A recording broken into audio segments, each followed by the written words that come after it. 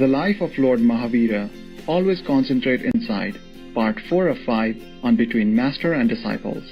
Given in Chinese and English on July 7, 2019 at the New Land Ashram, Taiwan, also known as Formosa.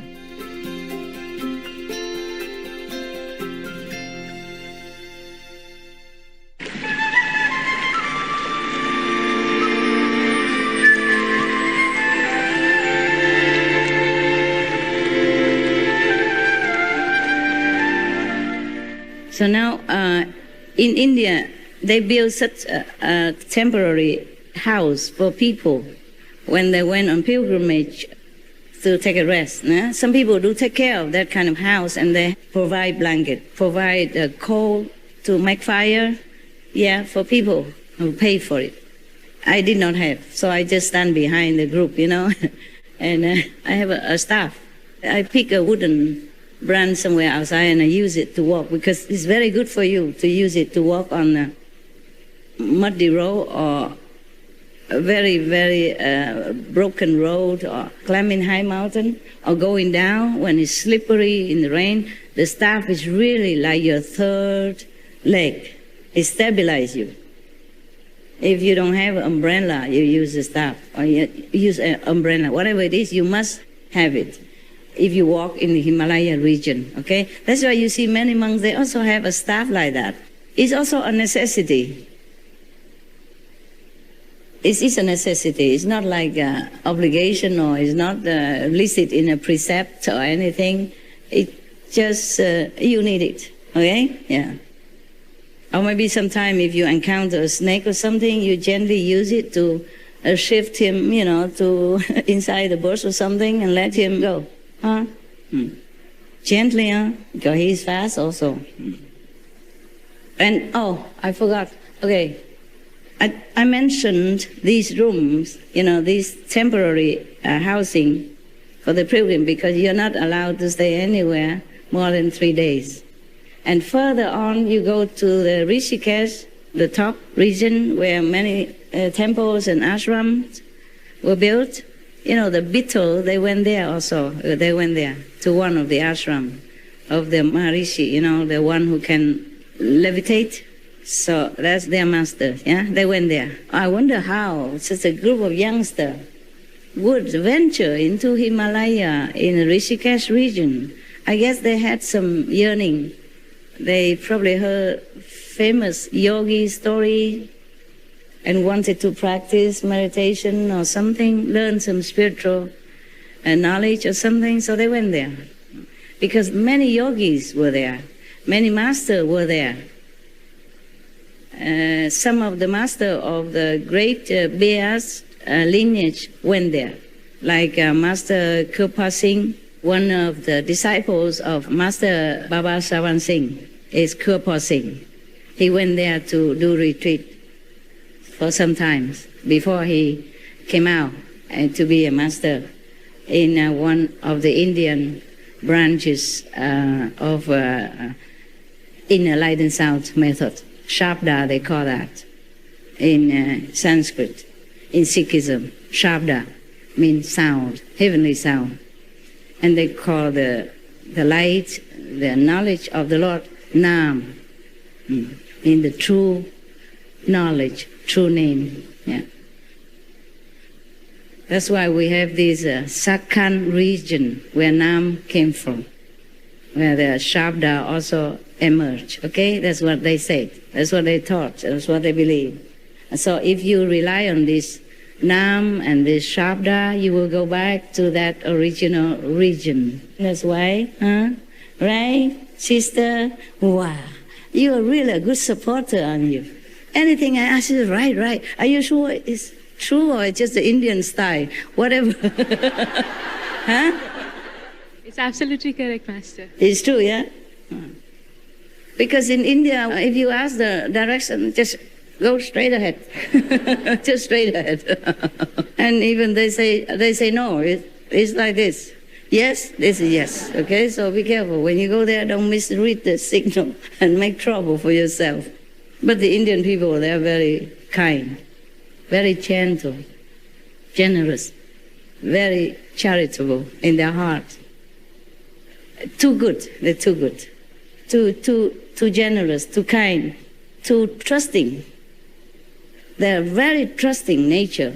They trust that anybody, stranger, came to their house is a blessing, is a God who came to their house. So they have to treat them like a God. Even they have the last morsel of chapati, they must offer it to you with love and respect before you can go there and stay a long time. Yeah, but now maybe 3 months. When I last went to India, it was 3 months only as British. How about now? Master, if you come, then we'll surely welcome you. You can stay for as long as. I don't think they'll object, because any spiritual master, and especially you're well known, so they don't say no to. Oh, really? Yes, Master. Oh, maybe I'll be coming. Yeah. Great. I was nobody, so I got a 3 month stamp. Before that, the time before I came, I could stay long. After that is different restriction. I guess it's to protect the innocent, pure-hearted Indian people. I also approve. I also think it's a good decision. Yes, because many Indian people, they are not rich. Yeah, as everywhere. It just may be more obvious in India. Because the Indian people, they're more inside, They do not care much about, it's okay, I continue with my calendar. It's nothing spiritual. I just want to explain something more to you in case you want to seek enlightenment in India. Then you must know how to behave, okay?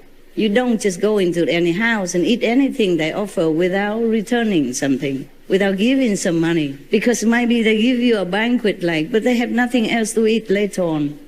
Because they're just too pure, too trusting. Trusting is good, but sometimes it really surprises you. In my case, sometimes I trust too much and I surprise all the time. I still am surprised nowadays. Not just before, but now. I trust people a lot. I trust anybody. Yeah. And if you go to the Himalaya, deeper region, even past Rishikesh, somewhere in India, do not think that your credit card will work. Do not think that you have a lot of money, then you'll be safe and fed. No. Because the region where I went, I'm not sure many other regions, but the regions where I went, you have money, you pay for sure, okay, but there's no houses there. Maybe many 10 kilometers, then you have a little hut with a roof on it, nothing else. And the four poles, the four corners to sustain the roof. Or maybe not, maybe just a plastic sheet on top. And a box about this side and this high, full of flower inside, if it's full. And in the pilgrim season, there are a lot of them, thousands of them, 10,000s. So even you have money, you can go hungry for days. So make sure you study some wild plant, edible, wild edible fruits, okay? And, feed yourself meanwhile. Go out and graze, because except grazing, you could stay hungry. Or drink Ganges River. But the Ganges River is not always flat near you or easy to reach. It's so deep. Maybe sometimes tens or more than hundreds meters deep under there. And you're right on top of there. No way you can do anything. But if you go around May, I think May, before that, there's still too much snow and the army did not cut through the icy glacier yet. So you cannot go up. You can go. When everybody go, you go. Don't go alone earlier or later alone. It's dangerous. You could meet wild animal or, some other bad elements. Maybe bad for you. That's why the pilgrim, they never go alone. They go on group. I was the only one that go alone. But of course, I catch up with the group and go with them. But later, I also go alone. But there's a pilgrim season and daytime, okay? And it's always another group somewhere coming you see, catching up with me, or other group coming back. So it's not like all very lonesome road. If you can call that road, is a path, sometimes this big. You can put only 1 foot at a time. 2 feet no good, huh? You might fall down. Slippery. And the stones are loose, very, very loose. Be very careful every step you go. Many people went there, never came back. It's not a joke, it's not to frighten you. You ask any Indian people.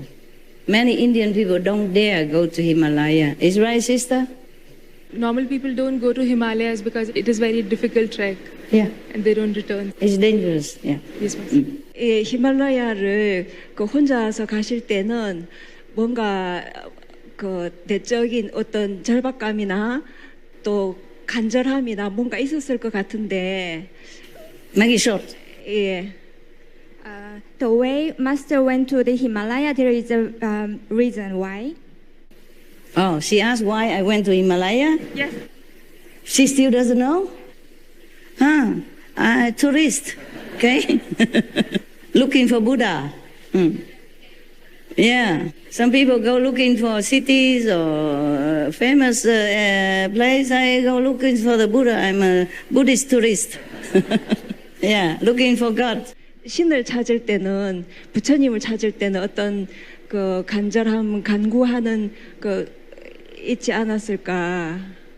제 경험하고 이제 스승님 말씀을 들으면서 예, 알겠습니다. Yeah, she guessed that time when Master going to Himalaya, there is a reason why there is a eager to find the God, to be compared to her experience. To her experience, she also went to Himalaya? No. But she has a big eager to find the God. Oh, that's why she didn't go to Himalaya. I got it. Compare. One like eager to find God, went Himalaya. One eager to find God, didn't go to Himalaya, still find God. You lucky. You lucky. Translated wrong? Oh, forget it. You sure you understand Korean? You translate to her? Yes. Yeah, but did you understand her Korean? Yes. Yes? Oh man, okay, never mind, whatever. I will know it when it go on the SMTV screen.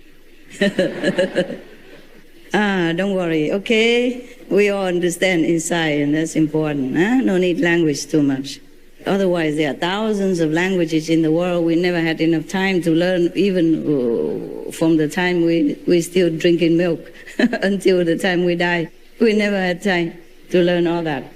So, Guanyin, language is the best, eh? Yeah. That's why we can sit together, from all different personality or nationality here and still feel oneness. Yeah? Still feel good together. I mean, generally, yeah. In the deeper Himalaya, Rishikesh area, that's a famous place for pilgrim also, yeah? It's more officially famous on the map. Many yogis went there, many masters went there to meditate in the old time until now, okay? So people believe that it is a very auspicious spiritual region, okay? I feel very happy there, yes. Very, very happy. I guess I would feel happy anywhere because I had nobody else to be sad, to share their karma or to have to worry or to have to listen to their nonsense. Yeah? Then I would never be sad there. That's the happiest time of my life. I had not much money. I ate only 1 or 2 or 3 chapatis per day. And if I was generous, if any day I was generous to myself, I can have another pakora, right? No, not pakora. The triangle one. Samosa. They make so small. Wow. Was about my wrist, a little bit smaller, the triangle. In India, a restaurant here, they make it bigger, Most of them make very big, but in India, no. In my area, no. And, I can't afford second one. One time only, but it tastes even better, like heaven. I never ate any samosa tastes as good as that time when I was in Rishikesh. You know why? Secret. Why? Hungry? How did you guess? Okay, good. Yeah. Not hungry, just didn't have enough food, didn't have enough money to afford more luxurious style. Just as every other yogi, Master Mahavira left and went to another village. It's also good like that, because otherwise he keeps staying there and eating from the same people all the time. Maybe they couldn't afford to keep feeding him, huh? Also to show more affinity with different people. That's a tradition of monk. Whether or not this monk or any monk is aware of his own blessing power or not. Okay? Tradition of the monk, they should go for alms from different houses all the time. That's why Ananda had problem, because he had to go to a different house that day, and he cannot avoid going through that artisan house, through that artisan house, and get caught. But that's just their destiny. So that the artisan girl can also become arhat because of her love for Ananda. She followed him, and instead of catching him, the Buddha caught her and never released her then. She became nun and became arhat. Even before Ananda. Oh, shame on him. Huh? Yeah. But it's not because Ananda was maybe too low level or too slow or too bad or anything that he became enlightened so slow. It's just his destiny like that, his vow like that. He has to serve the Buddha until the Buddha Nirvana. Then he can become all-knowing or enlightened. Because if he was too enlightened before, then his intellectual power would be less. Enlightenment is a higher level of consciousness, intellect. It's just a common element of the mind, of the brain, so that you can learn things in the world. Okay? It doesn't help you to be enlightened. It could, if you use the intellect to understand the teaching of the Master, then you had no doubt. You will be more diligent in your spiritual practice and also be enlightened easier. And that's also possible like that, yes. But intellect alone will not give you enlightenment. No matter how much knowledge you amass in this world, it helps you nothing. It just crowded your brain more and make you more confused and more maybe arrogant and more ignorant in spiritual matter, in the spiritual domain. Sometimes the more intellectually you develop, the less easy to get enlightenment. Because you're so full of argumentative info inside, and you're thinking too much of all the things that you accumulated, and then you don't have a chance all the time, the space to think of a higher dimension. Is it clear or not? Yeah? Calendar is clear, right.